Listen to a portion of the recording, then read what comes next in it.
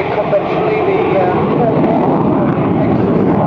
Rolls-Royce engines are pointing vertically backwards, therefore driving the aircraft through the air. The lift is coming from the wings, all very conventional at the moment.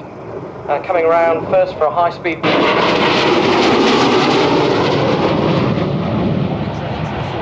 Normally carry the AM9 Sidewinder missile. It's got the 30mm Aiden cannon. Can also carry cluster bombs and iron bombs. And for anti-shipping role, it can carry the Sea Eagle guided missile. The air-to-air radar at the moment is the Blue Fox. 738. In the updated version, the midlife update, that'll change to the Blue Vixen pulse Doppler lightweight radar, and that'll be associated with a new missile system, the AMRAAM. The F3 Tornado power, but all coming from one engine.